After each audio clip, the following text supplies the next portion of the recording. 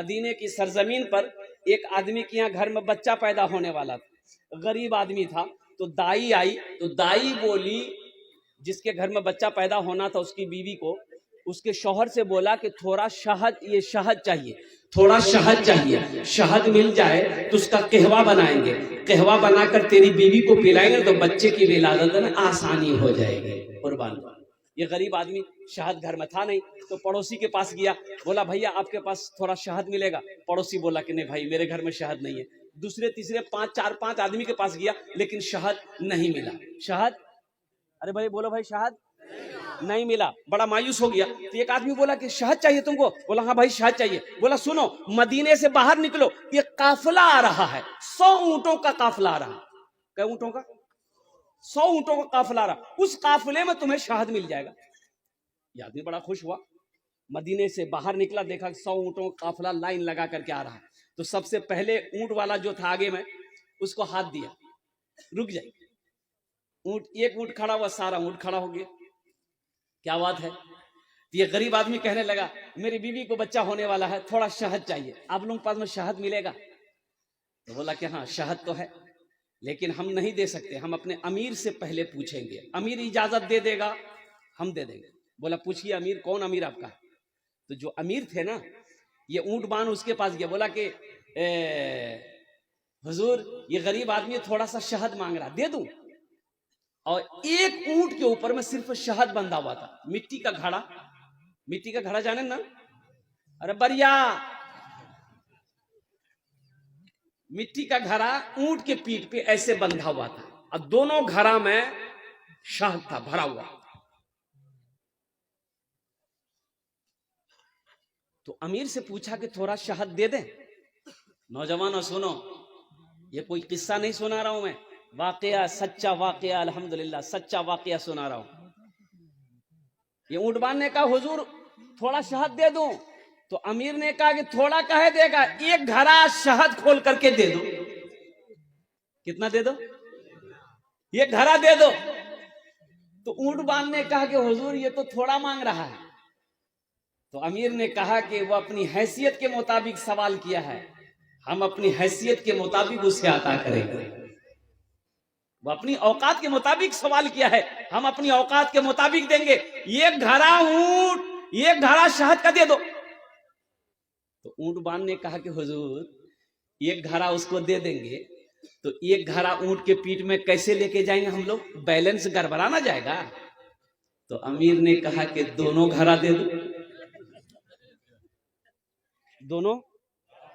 دونوں گھڑا دے دو۔ تو اونٹ بان نے کہا کہ حضور دونوں گھڑا دے دیں گے تو یہ لے کے کیسے جائے گا؟ تو امیر نے کہا کہ اونٹ بھی دے دو۔ تو جانتے ہو وہ سخی کون تھے؟ یہ حضرت عثمان غنی رضی اللہ تعالیٰ عنہ تھے۔ سبحان اللہ بولے۔ یہ حضرت عثمان غنی تھے جو داماد مصطفیٰ ہیں، جس کو ذو النورین کا خطاب ملا۔ اللہ اکبر کبیرہ، اللہ کے رسول نے کئی مرتبہ جنت کی دنیا ہی میں سرٹیفکیٹ دے دیا تھا کہ لوگوں جنتی اگر دیکھنا ہے تو عثمان کو دیکھو، جنتی دیکھنا ہے تو عثمان کو دیکھو۔ یہ حضرت عثمان غنی تھے۔ مسلمان جب مکہ سے ہجرت کر کے مدینہ پہنچے، پانی کی بڑی قلت تھی، لوگ پینے کے لیے پانی نہیں ملتا تھا، اور وہ پانی وہاں میٹھا پانی تھا، کھارا پانی تھا، وہاں لوگ پی نہیں پاتے تھے۔ وہاں مدینے میں ایک ہی کنواں تھا، اور وہ کنواں یہودی کا کنواں تھا، میٹھا پانی تھا لیکن وہ بیچتا تھا، وہ یہودیوں کو سستے دام میں دیتا تھا، جب مسلمان پانی خریدنے آتا تو اس سے مہنگا دام لیتا تھا۔ تو یہ لوگ ہجرت کر کے مکہ سے بھی مدینہ گئے تھے، پاس میں پیسہ نہیں تھا، اب وہ کیا، اب بھائی پانی تو پینا ہے، لوگ مجبور ہو کر کے میٹھے پانی کو خرید کر پیتے تھے۔ لوگ پریشان ہو گئے، اور قربان جاؤ حضرت عثمان غنی رضی اللہ تعالیٰ عنہ کو برداشت نہیں ہوا، اور قربان جاؤ آپ نے کہا کہ نہیں چاہے جو ہو جائے میں اس کنویں کو خرید کر رہوں گا، میں اس کنویں کو خرید کر رہوں گا، میں اپنے بھائیوں کے لیے کنواں خریدوں گا۔ اور قربان جاؤ آخر اس یہودی سے حضرت عثمان غنی نے کہا کہ بھائی یہ کنواں بیچو گے؟ کہا کہ عثمان آپ نہیں خرید پاؤ گے کنواں کو۔ تو حضرت عثمان غنی نے فرمایا بول کیا قیمت لے گا، کتنی قیمت لے گا؟ عثمان ادا کرنے کو تیار ہے۔ سبحان اللہ بولے تو ماشاءاللہ۔ یہی تو میں کہتا ہوں اللہ دولت دے، اللہ دولت دے تو نیک راستے پہ خرچ کرو، اللہ خوش ہوگا اور دولت دے گا۔ ابھی ارریہ ضلع کے اندر میں یہ رانی، جونکی رانی جانتے ہیں نا، ہروا چوک رانی، یہ ایک بہت بڑا رئیس ہے جن کا نام ہے سعود بابو۔ 3-4 گو اینٹا بھٹا ہے، 2 گو پیٹرول پمپ ہے۔ جانتے اس علاقے میں جہاں بھی جلسہ کرتا ہوں وہ پہنچتا ہے، اگر وہ نہیں پہنچتا تو فون کر دیتا ہے، اپنے کیا کہتے ہیں کہ مینیجر کو بھیجتا ہے۔ اب 50,000 سے نیچے وہ چندہ نہیں دیتا ہے، نقد ادھار نہیں، نقد دیتا ادھار نہیں۔ اور جانتے ایک روز میں نے کہا کہ سعود بابو اللہ آپ کو بہت دے گا، ایک جملہ بولا کہ حضرت اللہ دیتا نہیں ہے تو ہم خرچ کیسے کرتے ہیں؟ اللہ اگر دیتا نہیں ہم کو تو خرچ کیسے کرتے ہیں؟ اور ایک بات انہوں نے کہا کہ حضرت جانتے ہیں جس دن ہم اللہ کے راستے میں خرچ نہیں کرتے ہیں نا اس دن ہم کو اچھا نہیں لگتا۔ تو اللہ دیتا اسی کو ہے جو خرچ کرتا ہے۔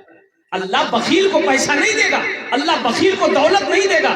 شاید کسی بخیل کو دولت مل جائے تو اس کے لیے وہ ہلاکت ہے، وہ دولت عذاب ہے اس کے لیے وہ دولت۔ وہی دولت کل قیامت کے دن سانپ بنا کر اللہ اس کے گلے میں پہنائے گا، یہ اس سانپ کو ہٹانے کی کوشش کرے گا، یہ سانپ کو اللہ زبان دے گا، وہ سانپ کہے گا ارے نا نا نا نا ہٹانا ہٹانا، میں تیرا مال ہوں، میں تیرا مال ہوں جس سے تم دنیا میں محبت کرتے تھے، آج کیوں تم مجھے بھگا رہے ہو، آج کیوں ہٹا رہے ہو؟ ہم تو تمہارے گلے کا پھندا ہے۔ انشاءاللہ سخاوت کریں گے میرے بھائی، انشاءاللہ کریں گے۔ اچھا جنت میں محل کون کون بنائیں گے؟ ہاتھ اٹھاؤ، میں دعا کروں گا انشاءاللہ۔ سارے لوگ بنائیں گے انشاءاللہ۔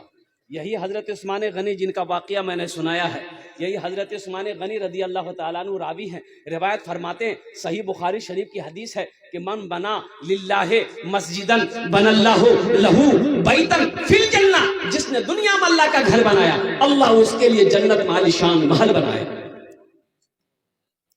اللہ نے دولت دیا ہے، اللہ نے پیسہ دیا ہے، اللہ نے زمین دیا ہے، اللہ نے مال دیا ہے، اللہ نے سونا دیا ہے، اللہ نے چاندی دیا ہے، اللہ کا گھر بنا دو، اللہ تیرا گھر جنت میں بنا دے گا۔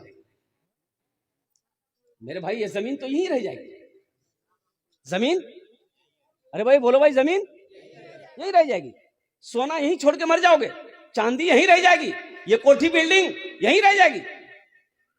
کفن میں جیب نہیں ہوتی، کفن میں، ارے بولے بولے بھائی کفن میں نہ دولت رہے گی، نہ دولت رہے گی، نہ پیسہ رہے گا، اکیلے قبر میں تو لیٹا رہے گا۔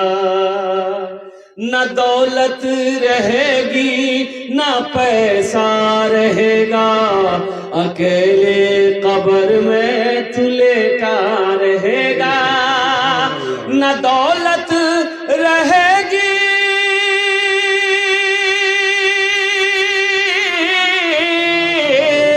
نہ دولت رہے گی، نہ پیسہ رہے گا، اکیلے قبر میں تو لیٹا رہے گا۔ چھٹی تجھ سے دنیا کی ہر مال و دولت کے 2 گز کفن میں لپیٹا رہے گا۔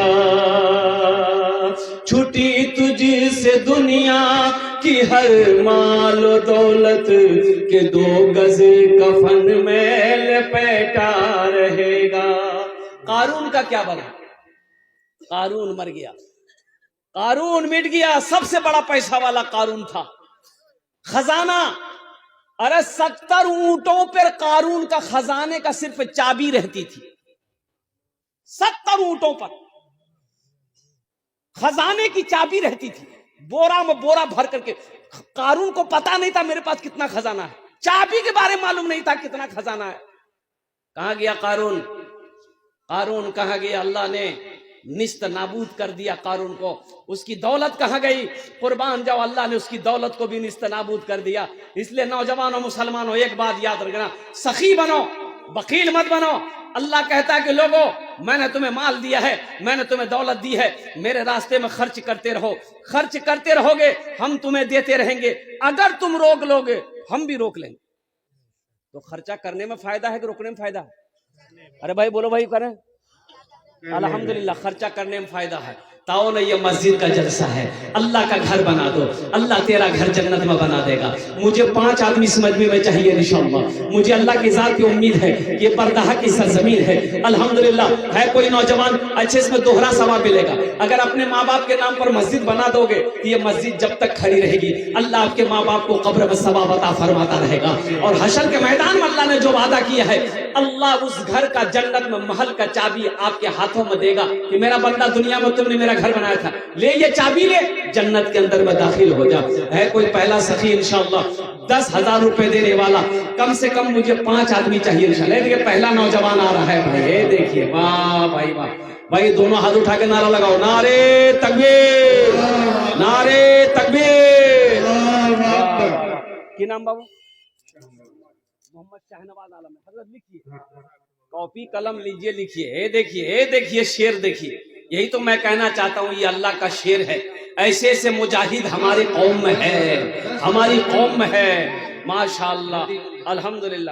حضرت لکھیے، کاپی قلم لے کر کے لکھیے الحمدللہ۔ اے ہائی ہائی، لا بیٹا لا، لا بیٹا محمد شہنواز عالم، کیا نوجوان کی تڑپ ہے، کیا ان کی محبت ہے، کیا جذبہ ہے، کیا حوصلہ ہے، کیا ہمت ہے، کیا اخلاص ہے، کیا اخلاق ہے، الحمدللہ ثم الحمدللہ۔